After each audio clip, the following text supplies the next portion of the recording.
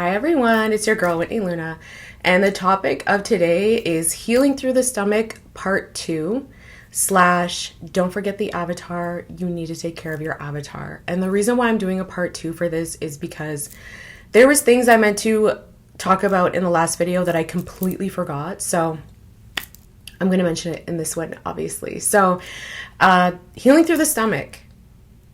You need to, the point of this channel is to really have people look at the world differently. And the way the whole New Age movement went with everybody's a starseed, everybody's into crystals. Okay, here's the healing property of crystals. That's wonderful. I see absolutely nothing wrong with that. But that's such a small portion of the rest of the pie. And the rest of the pie has to do with healing internally. I always say you need to do your shadow work.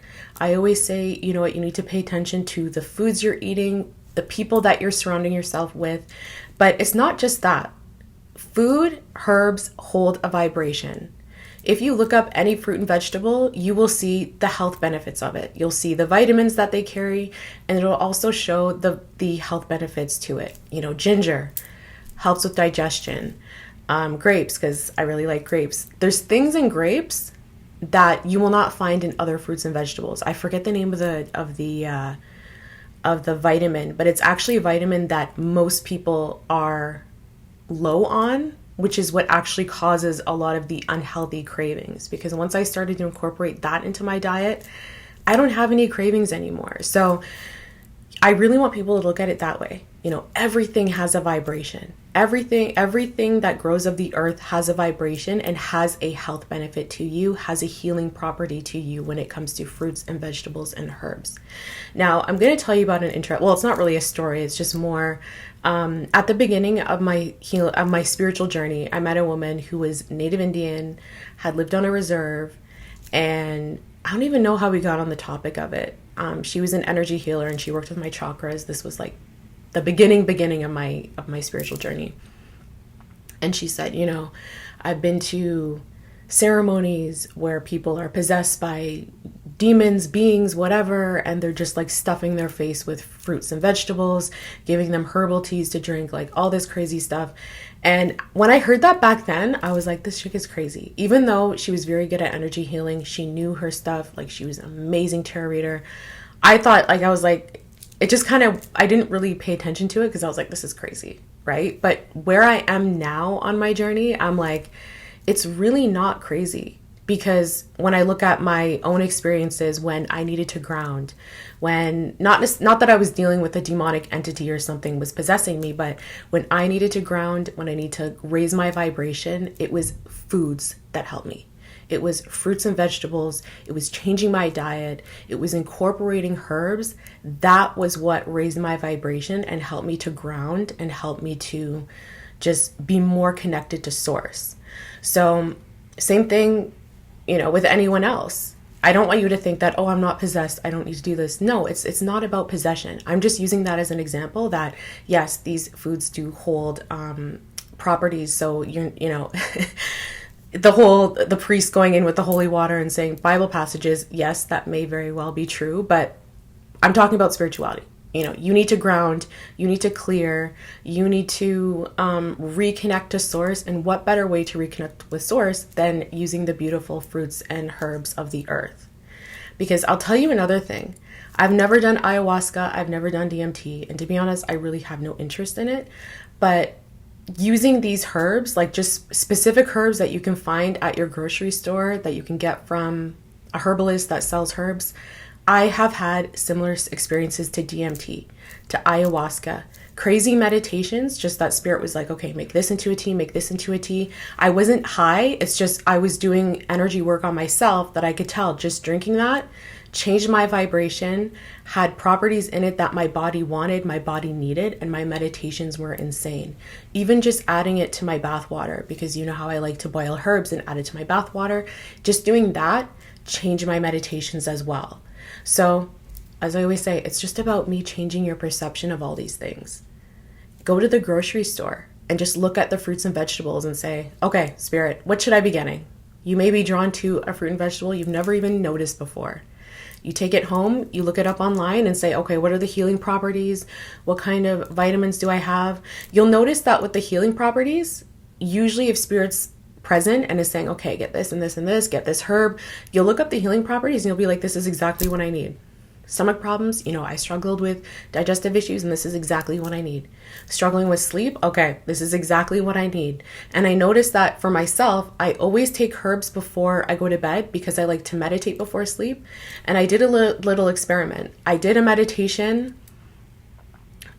without taking any herbs versus taking the herbs. And the two were night and day. Incorporating herbs before sleep, very intense, very I felt the energy moving through me. It was really odd, really strange, but that's what I was looking for. I was really looking for the energy changes to raise my vibration. And I really want that to work for you. So if you're drawn to this video and what I'm saying is really clicking with you and you're like, oh, you know what? I really want to get into herbs. I want to, see what it's all about. Maybe find some books on herbal healing. There's like green witch books for people that consider themselves green witches that deal with herbs, deal with the earth.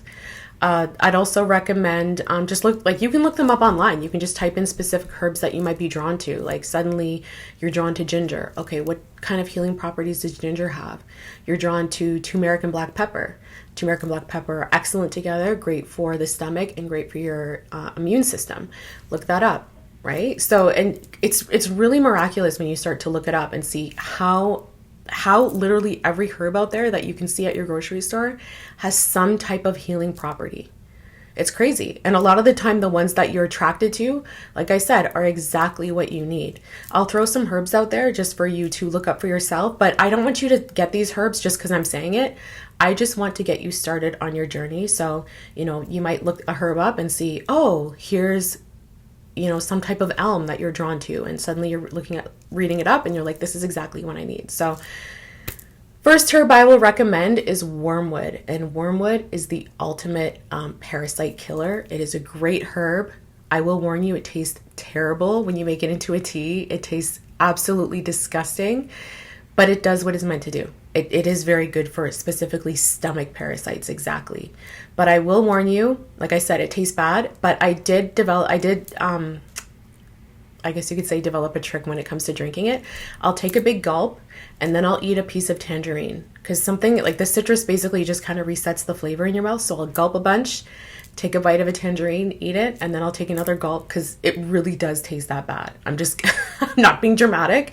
I've drank a lot of herbs over the years and this is probably the worst tasting one. So just be warned. The other thing is with wormwood, you can get a die-off symptom from the parasite dying off. So be warned of that. It can make you have diarrhea. It can make you vomit. It can make you, yeah.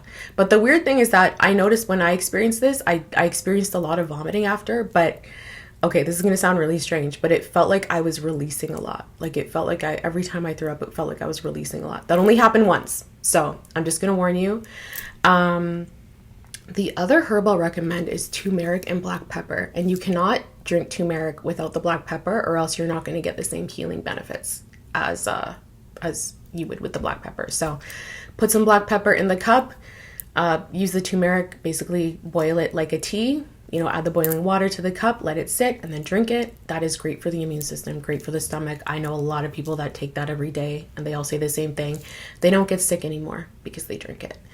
Another one I will recommend is, a good one is licorice root for the stomach. If you struggle with digestive issues, that is a very, very good herb for that. So, but like I said, don't go by what I say, just use this as a starting point. Look them up, see if other herbs jump out at you, read the properties and see, and just go from there. It really is, wonderful. Like I said, it completely changed my meditations.